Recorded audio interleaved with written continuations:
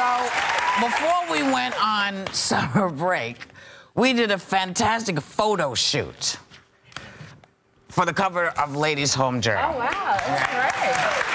And it just hit the newsstands everywhere, and everyone in our audience is getting a copy of the Ladies' Home Journal. It also has an interview with all of us. It also has, it's not just, but I figured you guys knew that there was an interview inside, but I'll tell you, there's an interview inside. It was a great interview. It was a great interview. Barbara's like, this is your smile. But I love Elizabeth. Hers is like, hi, I'm welcome to the neighborhood, and we have brownies. That's what Elizabeth thinks. And the funny thing is, in the pictures inside, Joy is standing in front of Elizabeth, who is very pregnant, so you can't see that she's pregnant. Yes, that's right. They were For trying once, to I was thinner than Elizabeth. For a second. But that was an all-day thing. We actually had a good time. Yeah, it was all right. It was fun. All right, enough about us. Yes. Over the time that we were gone, you know, we lost a lot of great people while we were on break. Yeah. Walter Cronkite, John Hughes, Don Hewitt, Dominic Dunn, Robert Novak, Charles, I can't read it. Gwathmey, he's an architect. Gwathmey, DJ AM, Les Paul, Eunice Kennedy Shriver, and of course, Ted Kennedy. Yeah. It was quite a lot of people. Quite a going. Yeah. Quite a going. It's like a passage. You know, there is a memorial for Walter Cronkite. There was a funeral, but there's a memorial for Walter Cronkite this week, and I hear that the president is coming to it. Mm. Well, that's a good thing.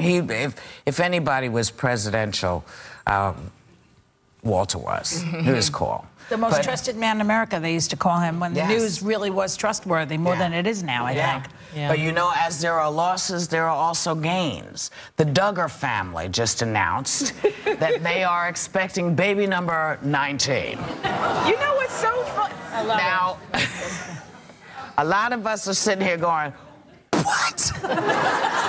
Because, it's a great thing. Yes, well, it is a great thing, but I mean, come on. I know what would happen if I had 19 kids. Yeah.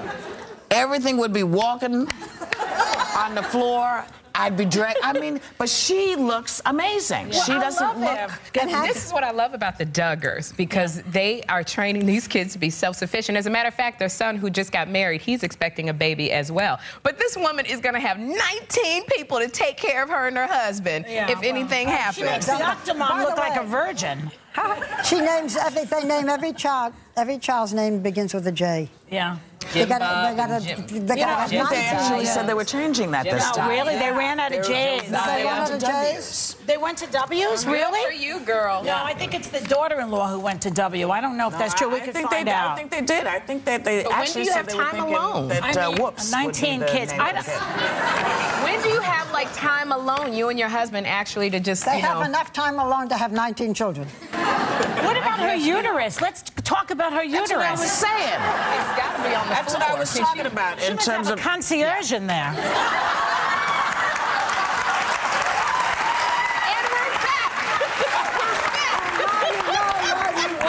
Well, speaking of concierges,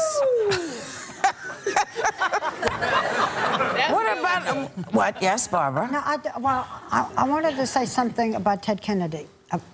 And is it possible? Or are we moving on? You might as well. Yeah. Well, that is, at the same time, at the same week of his death, the New York Times and I guess maybe other papers talked about what he had written in an autobiography that's coming out. Mm-hmm. And it is so touching because he talks about the fact that he never got over Chappaquiddick, that it haunted him his entire life. He talks about the fact that Bobby Kennedy, his brother, was so emotionally distraught after the death of Jack Kennedy that they worried about his sanity and that his own shortcomings and his great faith. And I thought it was at the same time of his funeral, this kind of mea culpa, this very human guilt and what's the, you know, when it's back, redemption came out. I thought it was very touching. Did you?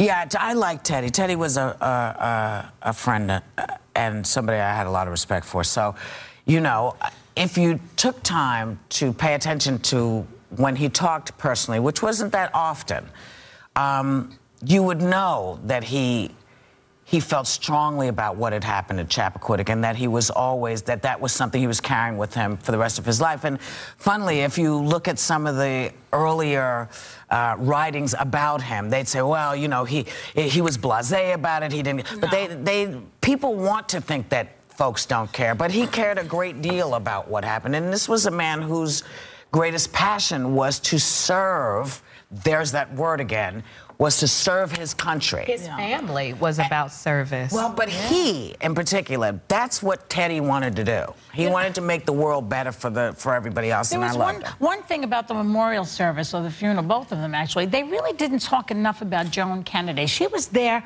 during Chappaquiddick. She was there during the hard years, the assassinations, and it was all about Vicky, who was a wonderful wife to him. We all grant her that. I felt as though they just ignored Joan because she was not there now. And she went through hell with that family, that woman. And I just thought that, you know, I want to speak up for Joan for a second. It just was not fair. And I didn't like it. Well, again, that era of the family. This is his memorial. This was not his life. I mean, they did. I think she was only mentioned once. So yeah, but I think when you talk about service, she's the mother of his children too. Yeah. But this family with Eunice Shriver and the Special Olympics. I mean, it was about service with the Kennedys. About, we gotta go, gotta go, gotta go, gotta go. We're going right now. We'll be right back.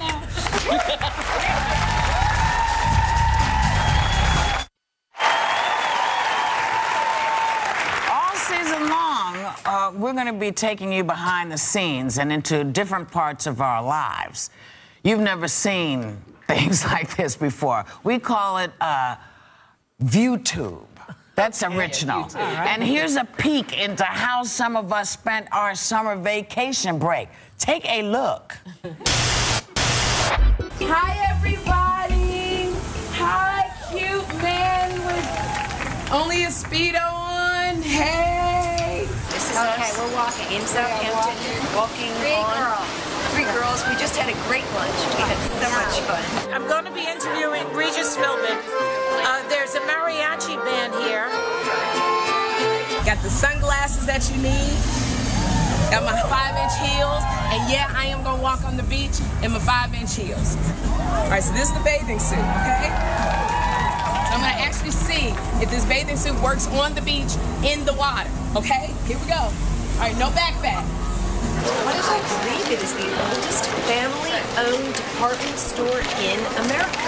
Established in 1842. I remember when it opened. This is Phil Donahue. Phil, thank you so much for letting us come to your house. Was it your idea to get this mariachi band? Walking down the beach in my 5-inch heels. I sort of feel like Pamela Anderson, but I don't have to save anybody. Let's see if this bathing suit really works. Here we go. It works. Let me ask you, Regis. You know what? First, let me tell you something. What? I think it's over for Phil, don't you? Don't you get that feeling? My shoe came off.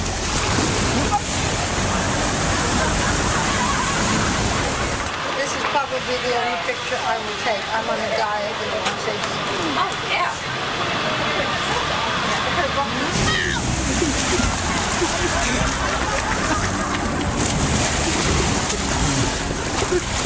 Just this morning, I was on The View. Yeah. I walk in nice and friendly. I turn around, there's Joy Behar. The first thing she says is, "Are you stalking me?" And she wasn't kidding either. So anyway, that's Well, but that's this is the greeting. twice in one day. I'm Let me running ask into you, you. what happened to Phil Donahue? I mean,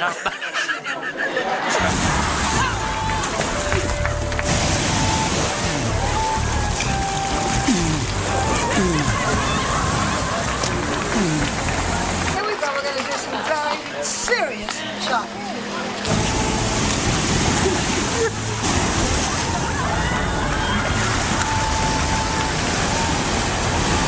Help me, somebody. I wonder if I got everything. I don't even know.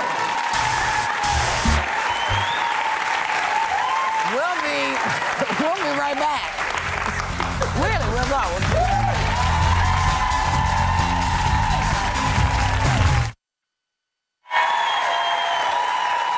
Did you know that tomorrow Meghan McCain is our guest co-host? Yay, It's a great thing. And did you want to tell us something, Barbara?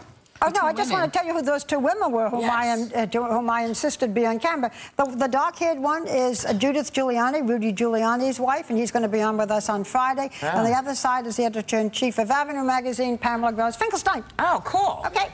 Well, armed with that knowledge, you all have a great day and take a little time to enjoy your view.